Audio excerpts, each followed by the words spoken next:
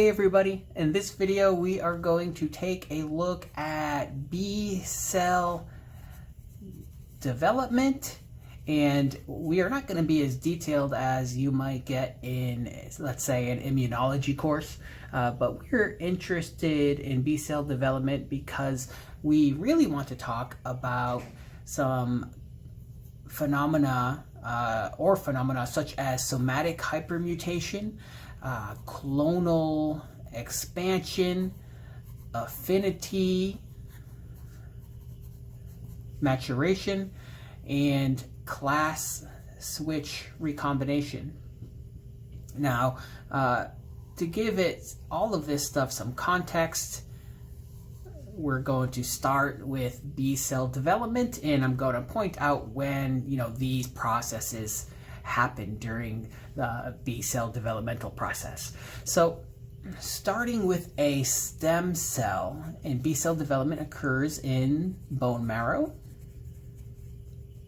So starting with a stem cell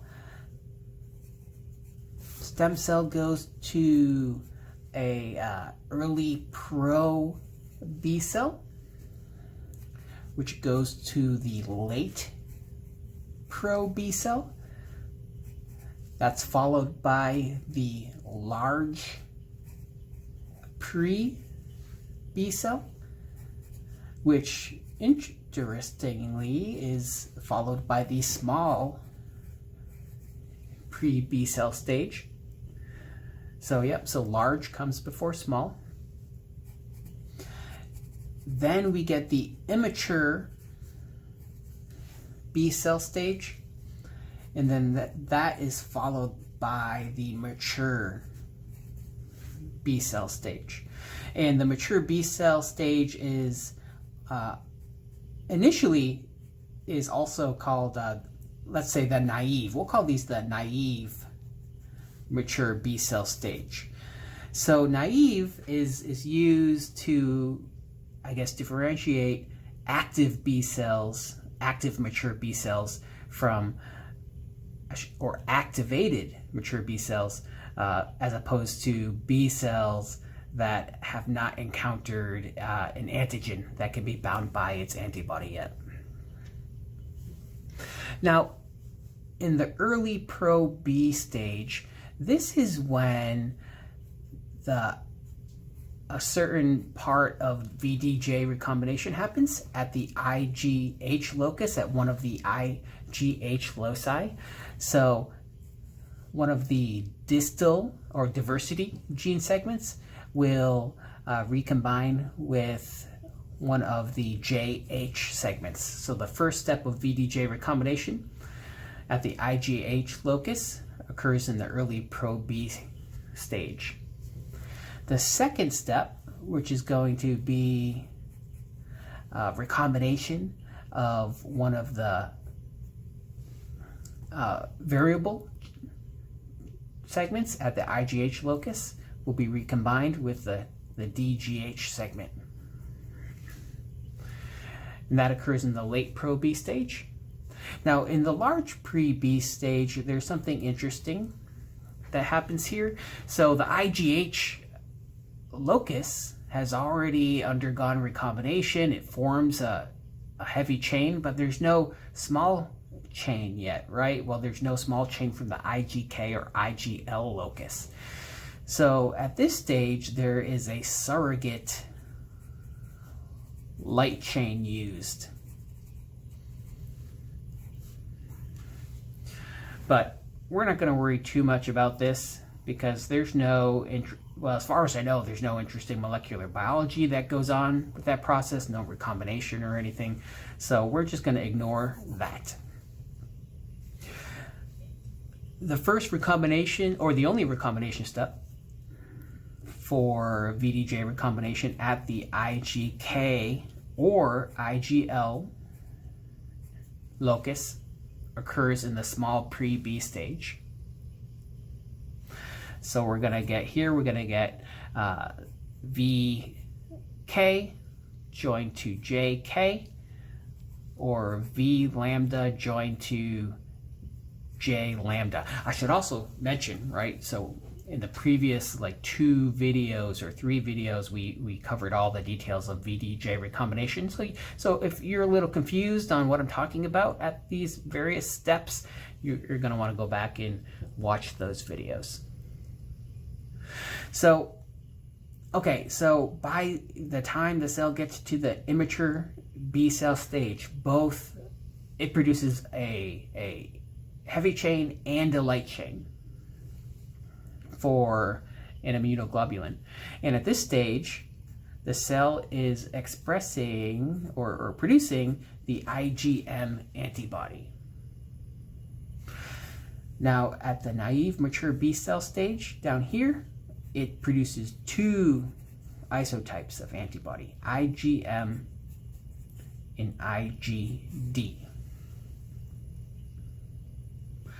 So now how is this possible? How can it make 2 different types of antibodies? And I believe I went over this in a previous video, but I want to quickly touch on this again.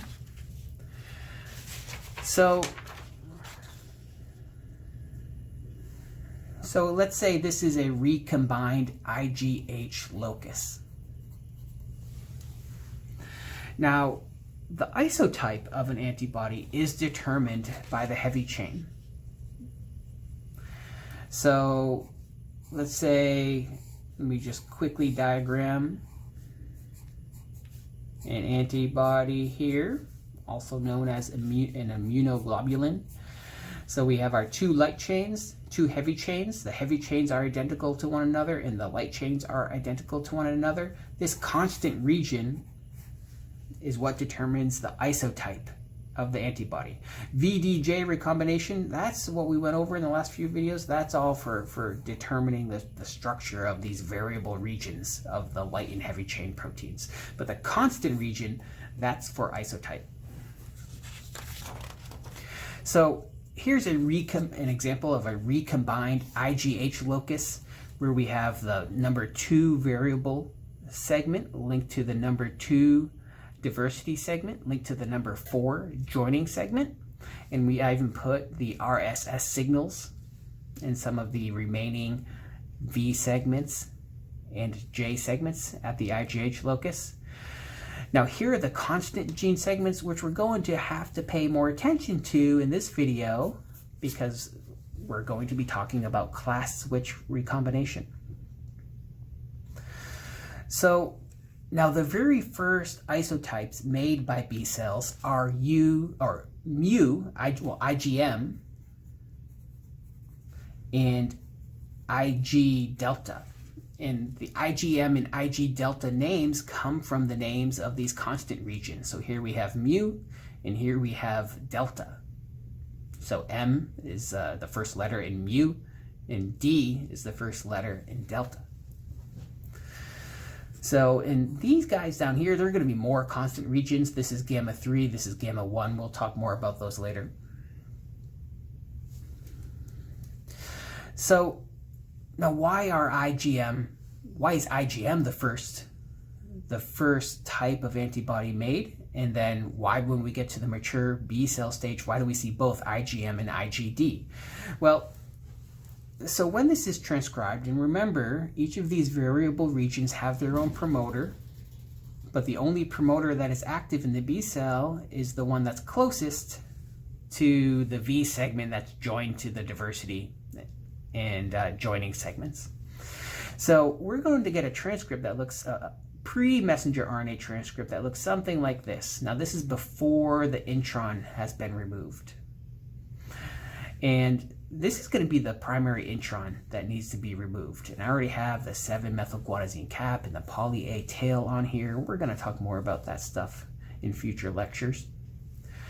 So in the immature B cell stage, this is the intron that's removed. So the 5' splice site is right here after the joining segment that was fused to the diversity segment. And the 3' splice site is going to be right before that U constant segment. So as a result, I'm calling this the mu intron.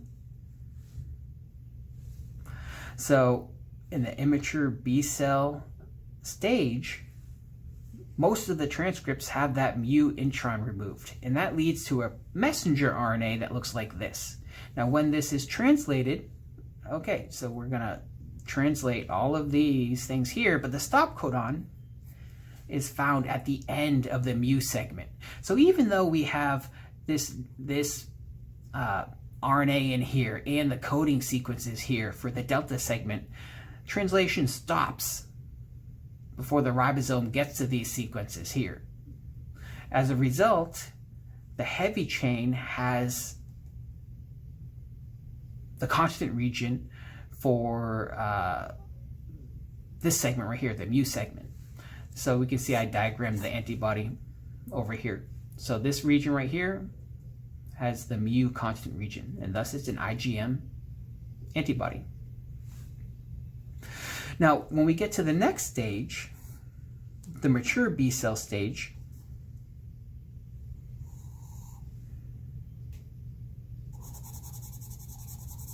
I'm going to cross out, I don't know why I put immature there. When we get to the mature B cell stage, well, then the cell can make both types of messenger RNAs. So it can make messenger RNAs that have the mu constant region, and it can make messenger RNAs that have only the delta constant region. And how does that happen? Well, it just somehow the cell uses, or the spliceosome, which is the machinery that removes the intron from pre-messenger RNAs, sometimes it uses a 3' splice site, which is over here at the very beginning of the delta constant region. So instead of removing just this piece here, it removes this whole piece right here. So it removes not only these joining segments here, but it removes this mu constant region. As a result, we get a messenger RNA that looks like this. So in this cell, we're going to have two different types of messenger RNAs. When one is translated, it makes the IgM antibody. When the other is translated, it makes the IgD antibody. So that's why at the mature B cell stage, or why mature B cells have antibodies of two different isotypes. As far as I know, this is the only type of B cell that can make antibodies with two different isotypes. We're going to see when class switch recombination occurs, it's no longer possible for the cell to make IgM and IgD antibodies. So, okay, I hope you understood that sort of introduction to B cell development and how we go from a stem cell to an early pro B cell that doesn't make antibodies to a naive mature B cell that makes both IgM and IgD antibodies.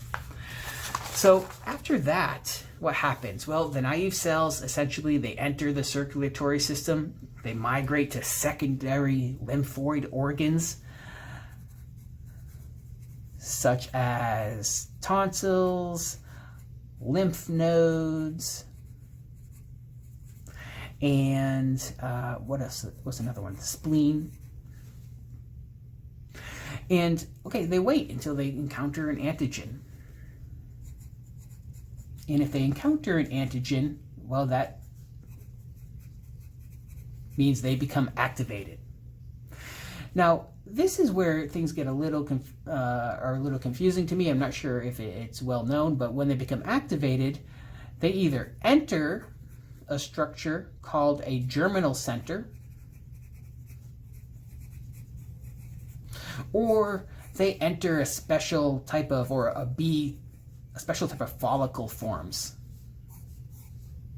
And then the germinal center sort of becomes built around the activated B cell. I'm not really sure which one of what happens exactly, but the most important thing for us is to know that, let's say, the B cell finds itself in a germinal center.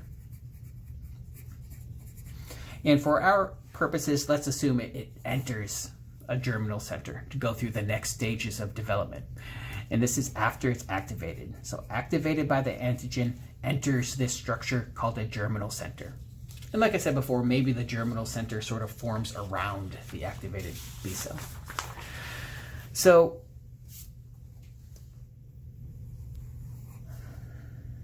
So let's assume it's entering a germinal center. Now here's our activated B cell. And okay, here's inside the germinal center. And the first part of the germinal center is called the dark side.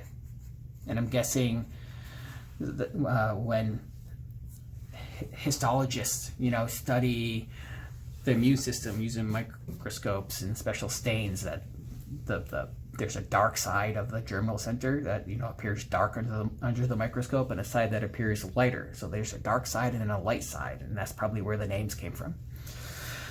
So once in the germinal center, one of the first things that happens is this process called clonal expansion. So essentially, the B cell divides many times. So we get many, many identical daughter cells.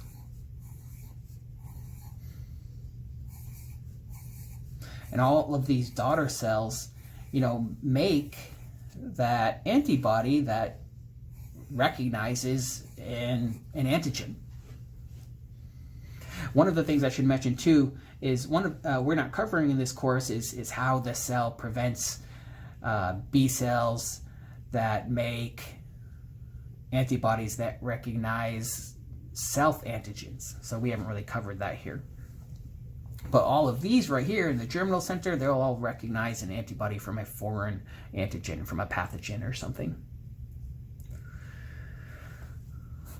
So here we've got lots of clonally expanded B cells, all making the same antibody. And so during this process, something else happens. Somatic hypermutation. And somatic hypermutation is a specific mechanism that goes or involves an enzyme that goes to the variable portions of the IgH and IgK or IgL loci and mutates them. And we're going to see why it's mutating them. So before somatic hypermutation happens, these clonally expanded cells will be making the same antibody. But after somatic hypermutation, the antibody is going to be a little different in each cell. So let's say this is the dark side over here of the germinal center, and this is the light side over here. Now, in the light side, what's going to happen is we're going to get selection for certain B cells, and which leads to affinity maturation. Now, the affinity maturation essentially is a phenomenon that refers to the antibody. So when the B cell enters, we've got an antibody that recognizes an antigen with a certain affinity, with a certain ability to bind that antigen. Affinity maturation means that the B cells coming out of this process, due to the selection process, are going to bind that antibody even better than, let's say, the antibody made by the cell that entered the germinal center to begin with. And so we're going to end up with some selected B cells that are really good at binding that antigen. And then after that, we can see class switch recombination, or a class switch to B cells that make different isotypes, like let's say IgA, IgM, IgE classes, and then there are subclasses in here. And we can see differentiation to memory B cells and plasma B cells. And essentially the memory B cells are long-lived B cells that can stick around and give us immunity to certain pathogens. They can be, I guess they live on years. They last for years. And plasma B cells are sort of these short-lived B cells that are responding to the immediate infection. They're essentially churning out tons of antibodies to help remove the remove the current infection. or eliminate the current pathogen that is infecting the organism.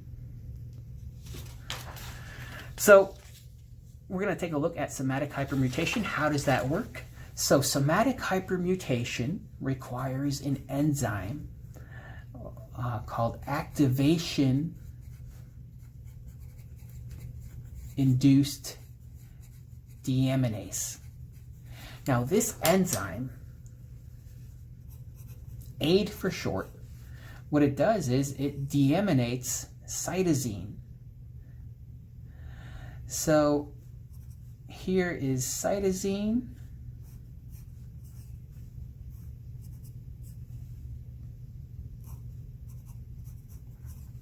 Now let me see if I can remember where these double bonds go. Okay, so here's our cytosine here. Now what AID does, it essentially takes this amine group here, gets rid of it and replaces it with that. And guess what nucleotide this is going to be? Or what nitrogenous base? This is uracil.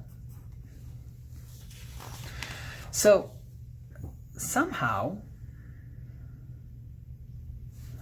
well, I should say, this is what AID does. And somehow, somatic hypermutation, this process, restricts AID, this enzyme, to the variable regions of the IgK and IgL loci, the recombined IgK and IgL or IgL locus and the recombined IgH locus. You can see I've diagrammed these in the recombined arrangement, where we have a V linked to a J segment and we have a V linked to a D linked to a J segment here.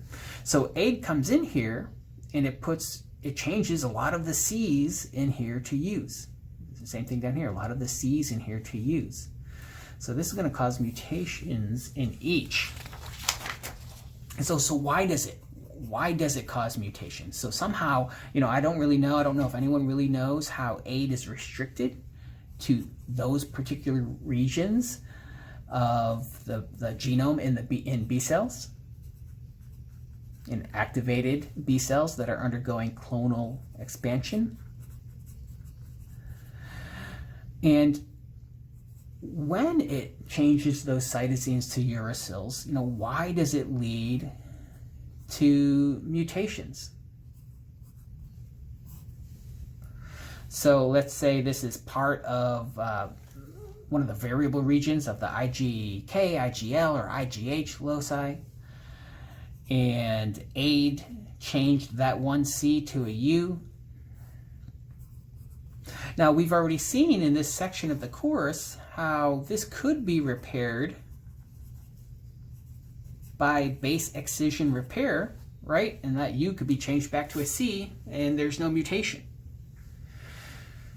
So researchers have proposed a number of different ways that AID could cause mutations, and essentially they all have to do with, I guess, repair processes that aren't behaving like they should.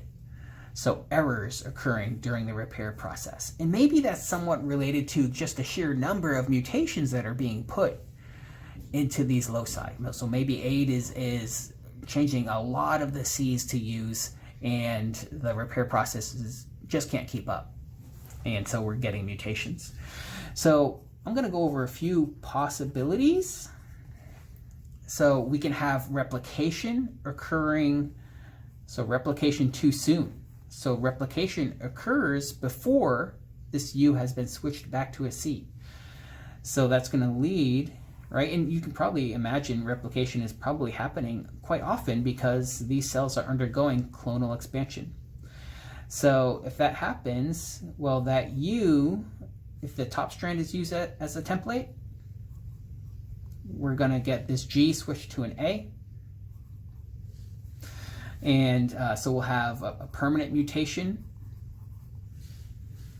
in one product of replication, and the other one will be okay. So if that GA, the bottom strand, is used as the template, there'll be no mutation in that one. So that's one possibility. Essentially, the repair didn't happen before replication. Another possibility is a mistake happens during base excision repair. So let's say a DNA glycosylase of base excision repair removes that U. So now we have our A basic site. And when we have an A basic site here, well, let's say replication happens too soon again. And normally a normal polymerase would stop at an A basic site and it would stall, it couldn't go forward. But it could be that B cells make use of what we call a translesion polymerase, which we haven't really talked much about yet in this course. And a translesion polymerase is used when there's a lot of damage in DNA and it's less likely to stall than, let's say, DNA polymerase epsilon or delta. It's less likely to stall, and it usually can just put in any base just to make replication happen. So that could lead to a mutation.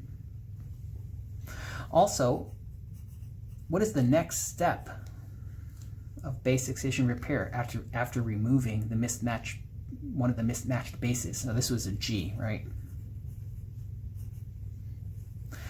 After removing the mismatched base. So APE, the apurinic endonuclease, comes in and puts a nick in. Now, if there are lots of mutations,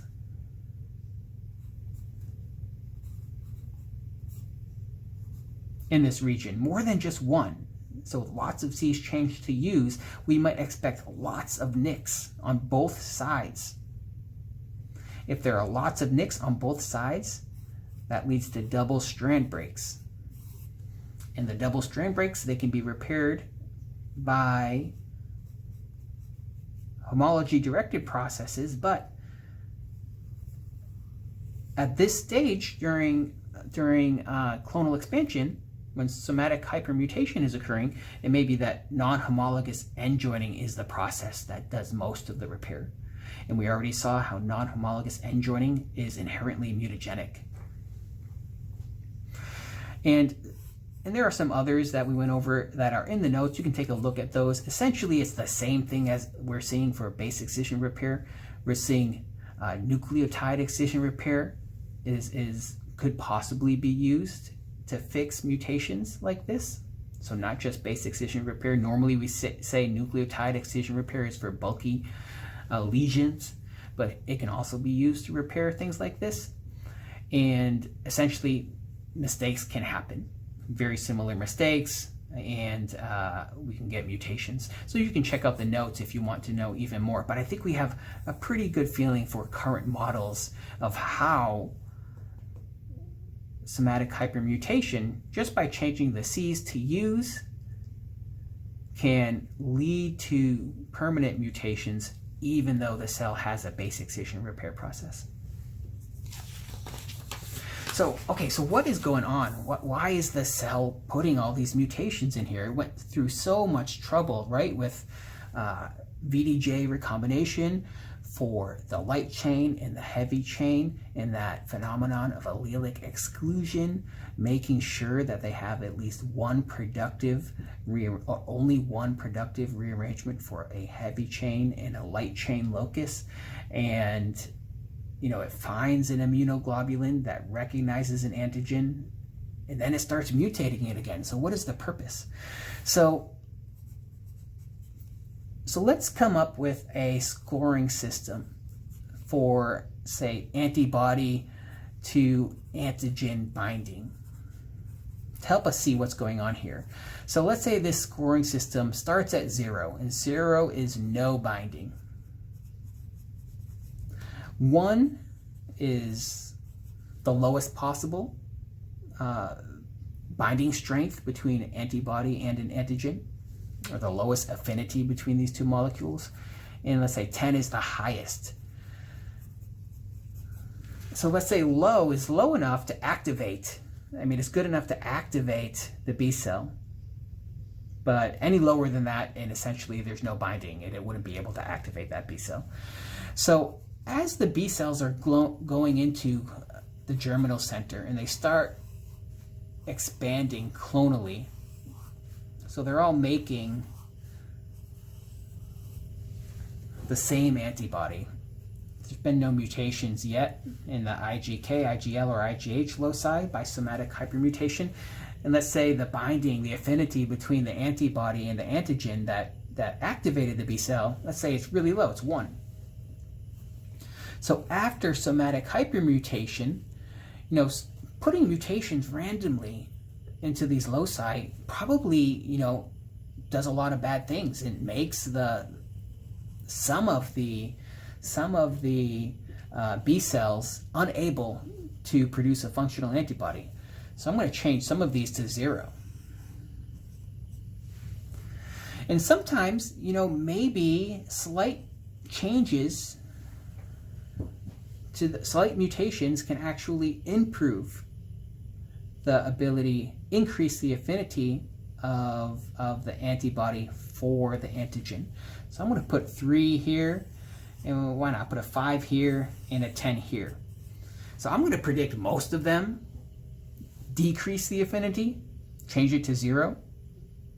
But once in a while, and depending on how many cells there are, and once in a while, it should improve the affinity for, or apparently it does improve the affinity of the antibody for the antigen.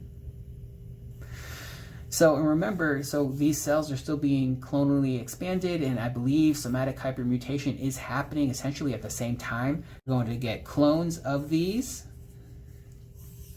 the 0s and the 3s, and the 5s and the 10s. So let's say many of each type.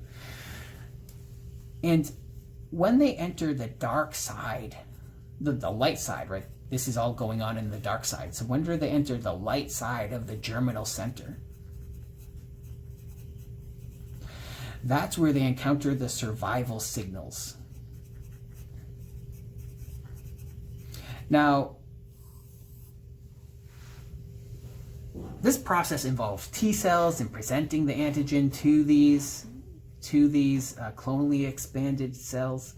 But let's just say the survival signals look like this. The survival signals probably involve the antigen, right? But essentially, all of these clonally expanded cells, they need to compete for a limited number of survival signals.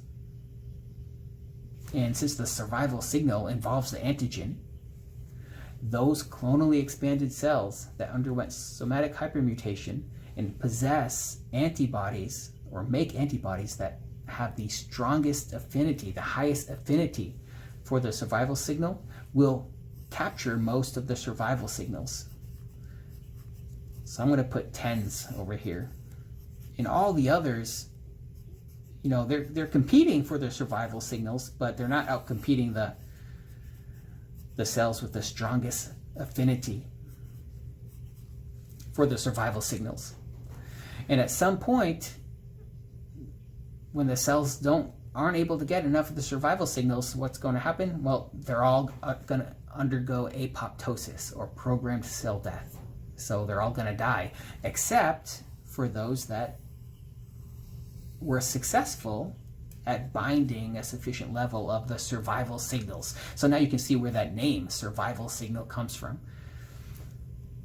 If the cell can capture a lot of the survival signals, it can survive.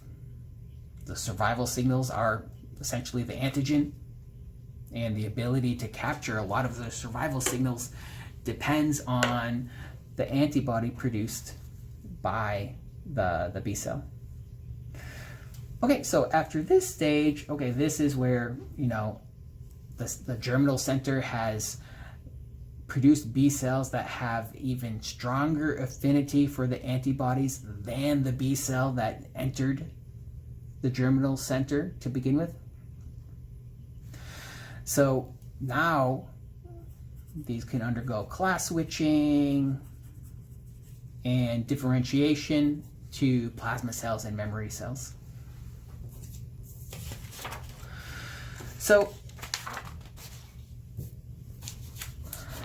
like I said, they can undergo class switching at this point to make B cells that make the different types, the different isotypes of the antibody. They're all going to recognize the same antigen, but we're going to get B cells that can make the different isotypes. And in the next video, I'm going to go over the class switch recombination mechanism that allows for class switching. Okay, see you in the next video.